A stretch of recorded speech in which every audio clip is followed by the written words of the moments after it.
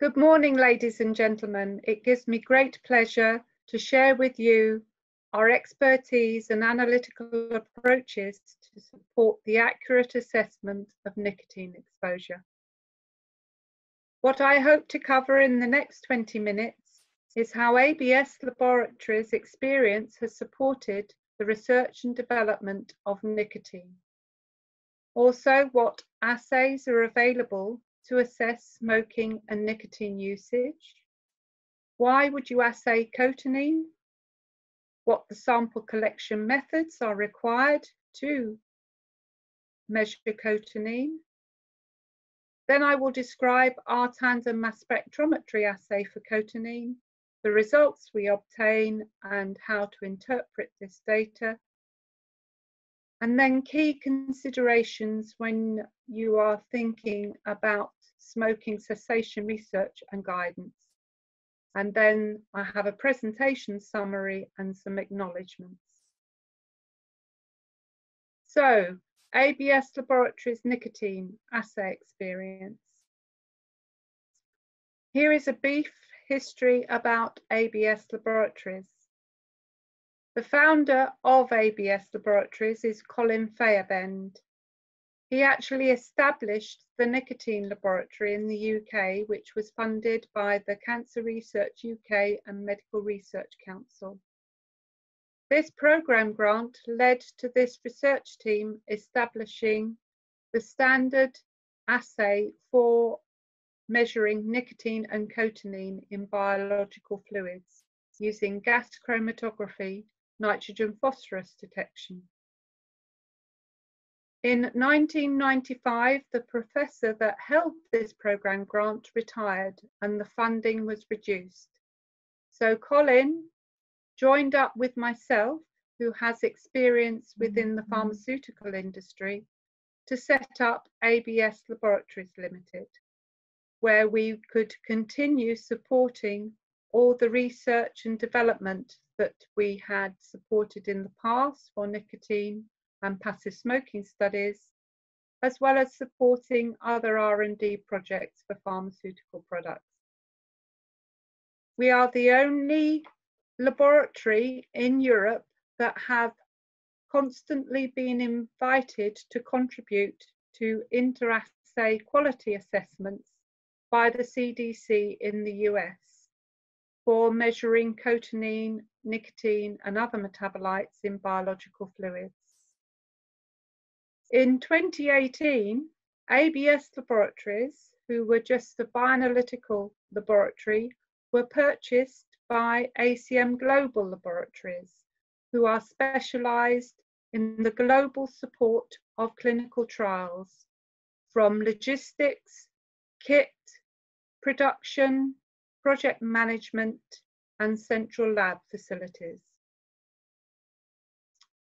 So, the assay that ABS has developed and validated to EMA and FDA standards have a lower limit of quantification of 0.1 nanogram per mil. Now, this is very difficult to achieve in most laboratories because nicotine is a volatile substance and sticks to people's clothes and things like that. We have achieved this sort of LLOQ because all our staff in the building are non-smokers. We do not allow visitors in the lab if they're smokers, and we have a positive air pressure in the lab. So if there is any sort of nicotine in the office area and the entrance, it does not go into the laboratory area. All our reagents, solvents and consumables are all screened for nicotine contamination prior to use. Here are just a few of our case studies that we have supported with this nicotine assay. We have supported many of GSK nicotine replacement products, both for comparative bioavailability studies and exploring novel formulations and modes of replacement, such as patches, gums, lozenges, and sprays. We've done the similar sort of thing for Niconovum for all their sonic range of nicotine replacement products. We've also supported BAT and Swedish Match for various buccal applications of nicotine, both tobacco snus and artificial snoozes that they have been developing for the market. And in the last 5 to 10 years, we have supported many e-cig manufacturers at perfecting their devices for nicotine, so that they can optimize the delivery of nicotine to their users. So what assays are available to assess smoking and nicotine intake? Well, the main assay that you would use is cotinine. This is because cotinine is a stable metabolite of nicotine with a half-life of 20 hours compared to nicotine, which is 4 hours. It enables you to assess whether somebody is using nicotine, even if the last time they administered the nicotine patch or cigarette was up to 72 hours previously.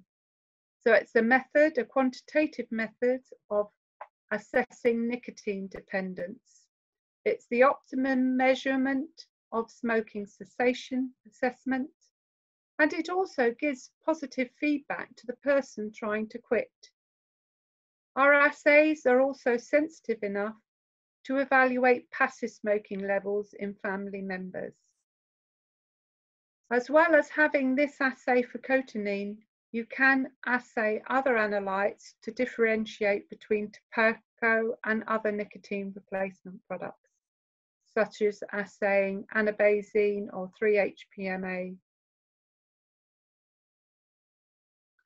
So what assays are available to assess smoking? Well, the common one that's used is carbon monoxide measurement, the breath test. And other people use cotinine measurements, either using dipsticks, ELISA methods, or our LCMS assay.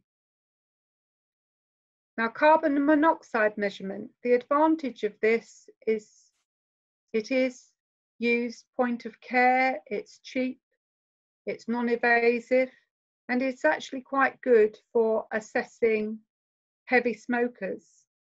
The disadvantage of it is that it's not very quantitative. You can't use it for assessing smokeless tobacco usage or nicotine replacement products. CO in the blood and breath has a very short half-life, and there's a high percentage of false results, either due to increased activity after smoking, or they're a light smoker, or you can get positive results due to environmental exposure of other things like natural gas that would increase your breath carbon monoxide content. And also some diseases increase CO breath content as well. So there are some antibodies raised against cotinine. You have dipstick, which is not very sensitive, but at least you can use it at point of care and it's non-invasive. But it doesn't just pick up cotinine, it picks up all the metabolites. It's normally only good for urine, and it has a high rate of false positives and negatives and will only pick up heavy smokers. Then you have the ELISA assays. These are quantitative, but again, they're not point of care. You have to send the samples away to be measured. It can be expensive to assay each sample. It's no good if you're trying to look at vaccine development against nicotine, and they have very poor sensitivity, and many different kits appear to be very inconsistent with the levels of cotinine that they actually measure. We've actually tried to cross-validate many ELISA kits for cotinine, and when we assay 100 nanogram per mil in a urine sample, The ELISA assay can read back anything between 200 and 500 nanogram per mil. So we would always recommend assaying cotinine by using LC Tandem MS. It's quantitative, it's specific and sensitive and robust, and you can add other analytes.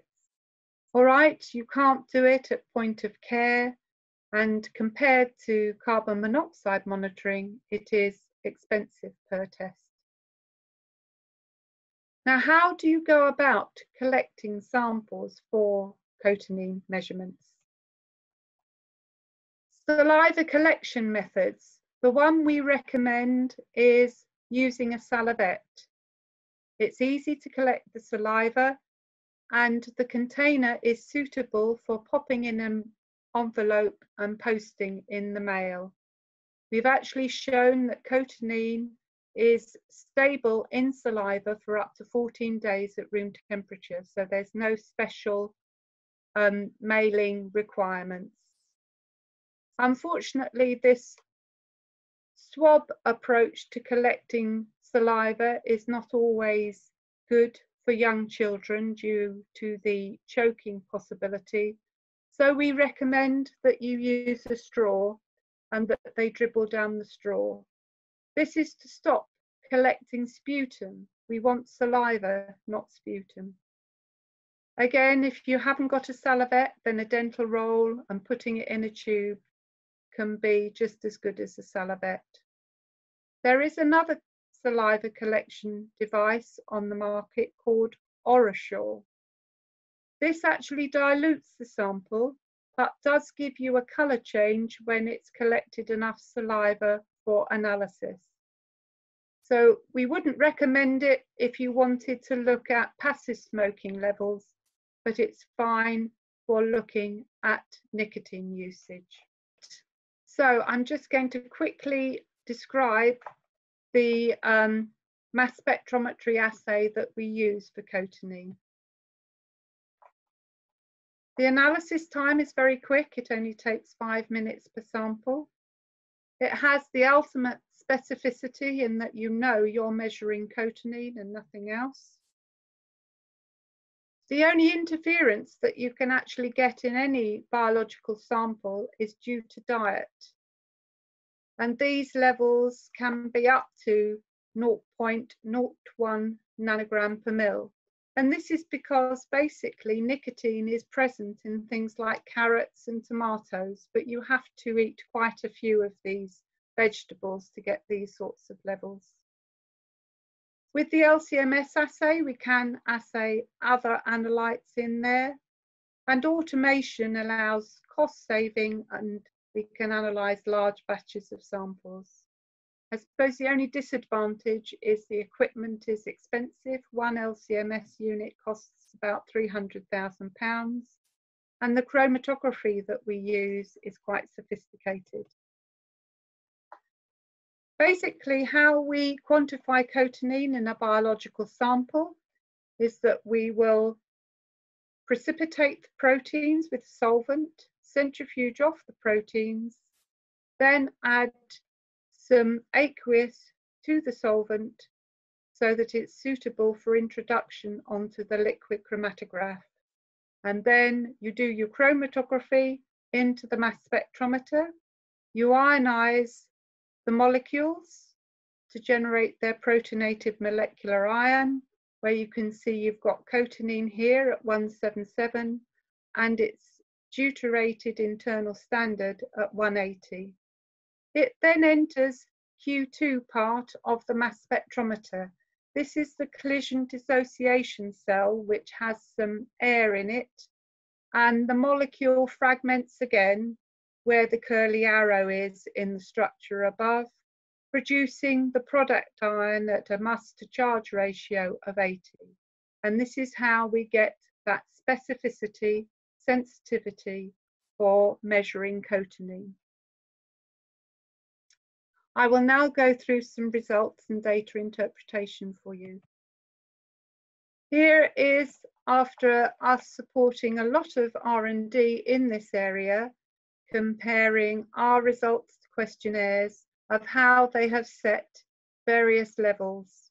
You can see that most non-smokers have levels in plasma and saliva 1.7 nanogram per mil, and the optimum cutoff value for saliva to differentiate a smoker versus a non-smoker is if they have a level of 12 nanogram per mil. Now, due to the recent smoking legislation, people are talking about reassessing these levels and dropping at least the ultimate cutoff level to 10 nanogram per mil. But what can our sensitive assay do for you?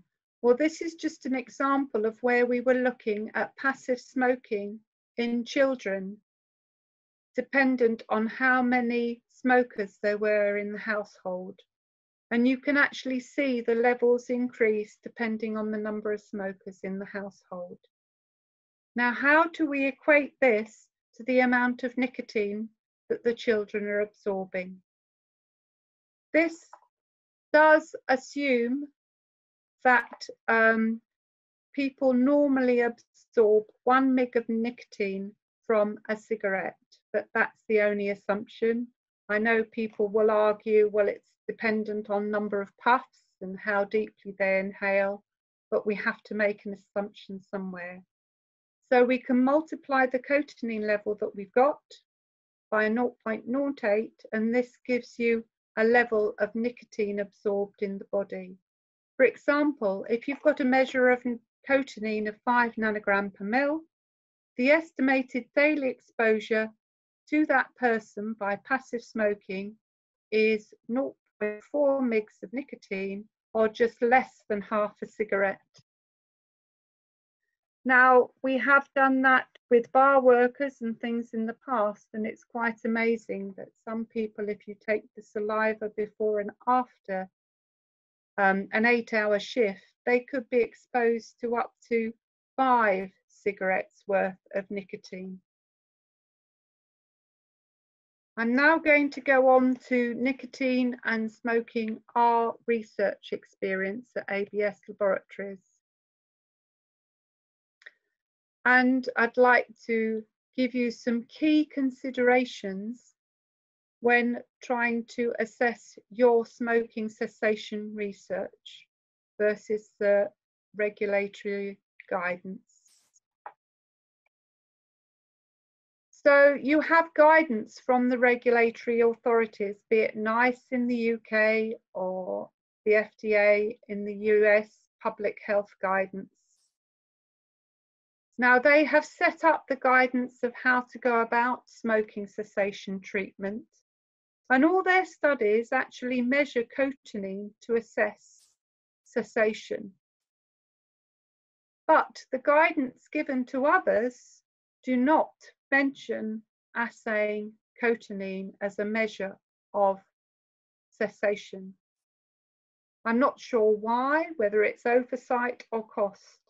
All they expect people to do is by asking them whether they've stopped smoking or not.